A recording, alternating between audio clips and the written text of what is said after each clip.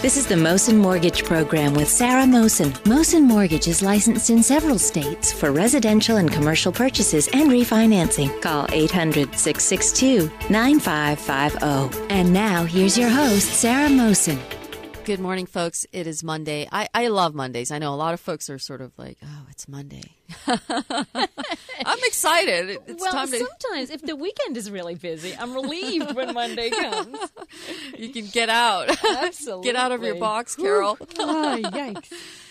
So what's going on with you today? Well, I think that it's a really encouraging time to be looking at a new home or a new marriage or a new baby. This time of year, all these new things are starting up. And it's really exciting and lively. Spring is great that way. I'm thinking about, my children going into the summer and the kinds of things that we want to kind of learn together over the summer. I hate to lose everything that we learned at school the last year in those precious 2 months. And also, we want to set up bank accounts for them this summer and kind of put in place some good ideas for use of their money because, they get money for their birthdays now. That's significant money. Have you noticed that with the kids now? I know. They'll get maybe a $30 gift card or they'll get, $25 in cash in their birthday card. It's significant money. It is. It's big money. Cash is king. Cash is king.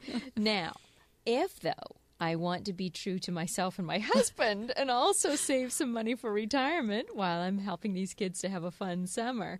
What is the balance? Are we spending too much money on our kids and not enough on retirement? What's a good balance? I think that realistically, as I've said before, moderation when it comes to what you're giving them as gifts. And money is a good thing. Obviously, it depends on what. To me, giving them an amount that they can invest in, that's fair. Obviously not hundreds of thousands of dollars. I don't care who you are.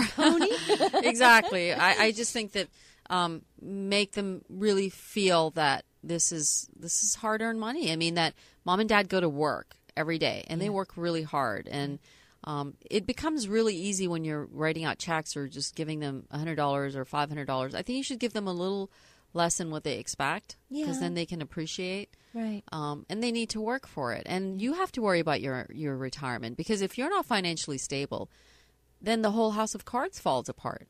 Yeah. So I shouldn't be hoping that my children are going to pay for my retirement.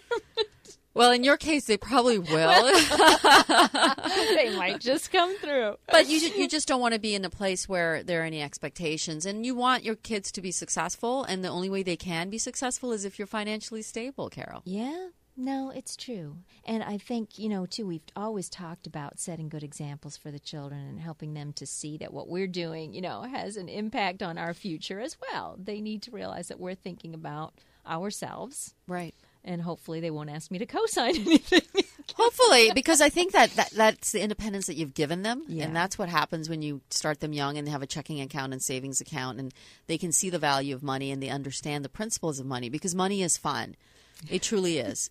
It's a game. I love it when you say that. It is fun. I mean, outside of Lego, Monopoly was my favorite game. That's my favorite. I love Monopoly. The wheeling and dealing. I can't even be in the room when my husband and my son are going at it. It's serious stuff. That's bigger than the E-Trade or any of that stuff because then you're really down in the trenches. And winning is a big thing in Monopoly. Well, even the concept of a mortgage, you flip over your deed card there and there's what it is. Are a lot of people behind on mortgage payments across the country? Is that a big problem for people? Well, they are. There's a very large amount of Americans that are behind on their mortgage. But more than that, the numbers which are surprising right now with interest rates being at 50-year lows, our company offers rates in the 3s and 4 percentage point range, is that there's 17 trillion mortgage balances right now that folks are holding that they're paying a percentage or more higher than they should be. Oh, so that's 17 trillion mortgage balances. That's a big number. So basically, most folks right now are sitting on an interest rate with their current bank that is at least 1 percentage point, which equates to $300 more that they're paying a month, when they could actually be down by maybe a percentage, sometimes 3 percentage points lower. We still have folks who call and they have 7% rates. Do they really? They're still sitting on those. Wow.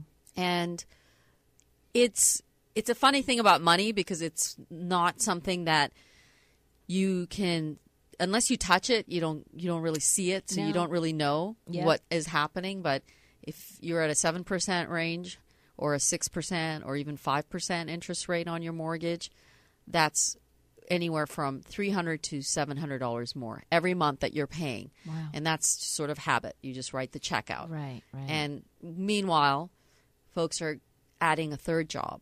Yeah, in order to keep up with that. Without looking at their mortgage statement, right. Which means many things to me outside of, yes, you're giving that $400 or $700 more and you're not paying attention to that, and you have the third job, which means you're taking time out of your family. Yeah. So your kids are growing up, you're running around trying to make ends meet when you're actually giving away $300 or $700, which you're working so hard at the third job, right. When you can just look at the mortgage statement and ask the question and say, hey, Sarah, just wanted to know. Yeah. Am I paying too much? Because if I am, I can give up the third job. Yeah, imagine the quality of life change. It is. It's happening. It's factual. It's saying that there's 17 trillion mortgage balances that are outstanding that are a percentage point higher or more. And I just say to folks, you are in charge of your own destiny. You make the choices. If your statement is in the drawer and you're just paying that and not paying attention to it, then that is your choice.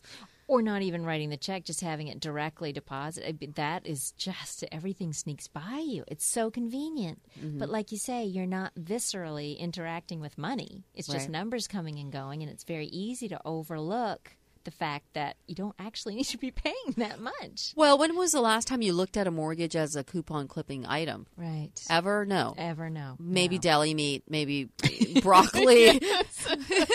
I'm sorry, but that's how right.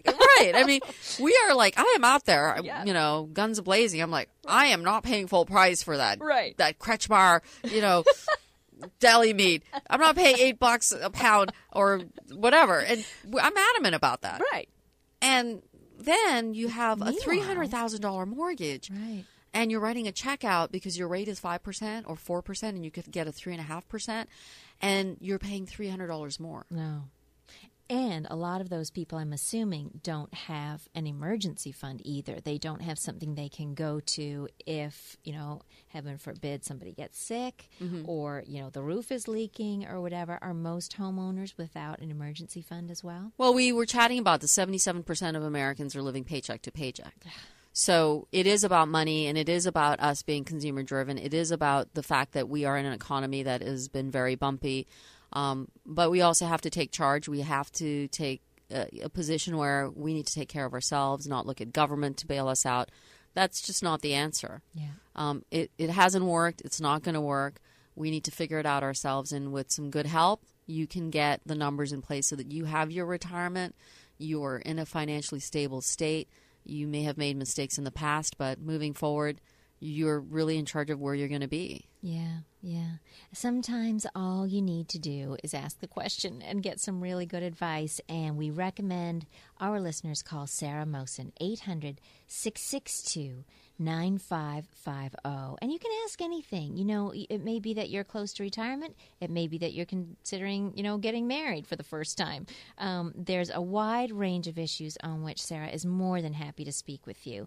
And if you're paycheck to paycheck, especially, just a little reevaluation of your situation could make a big change every, twice a month, if that's when you're getting paid. Payday loans, always a bad idea, Sarah? I say always. Always, yeah. Oh my, always. It is really a scary thought because it is really getting you out there.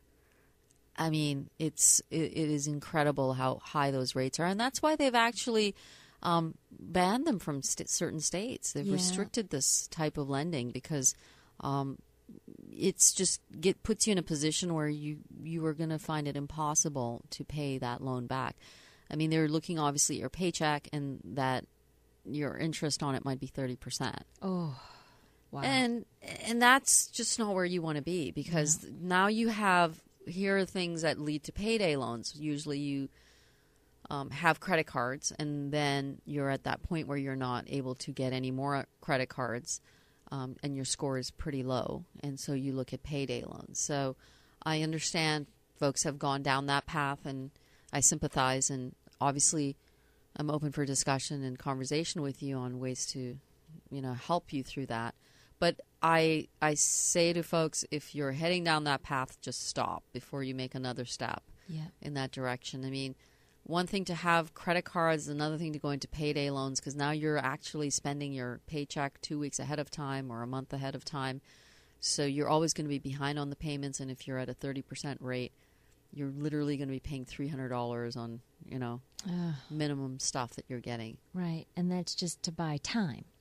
It is to buy time, and I know that it's been a depressed economy, and you and I know that, Carol, and that is why we've been in such a difficult state where people are trying to make ends meet, and it's good to have that conversation. I say to folks, whatever you're struggling with, talk about it, and I would be happy to be there for you.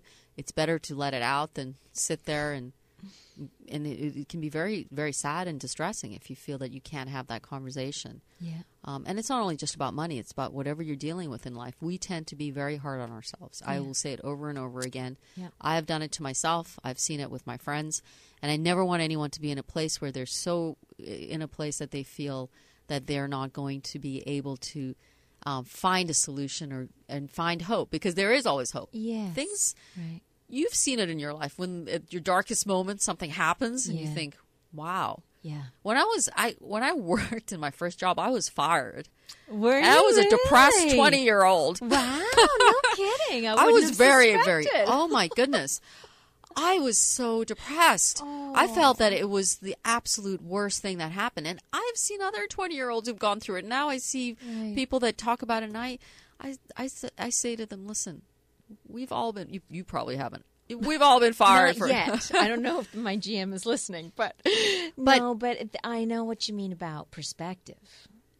But when you're in that situation, if you're going paycheck to paycheck, if you owe a lot of money, you can imagine it's just hard for you, that person to see things will not always be this way. It's hard to see, and when you're in it. Well, I mean, the funny thing about getting fired is that you never expect it. I'm sorry, but I'm a troll. I'm like, what do you mean?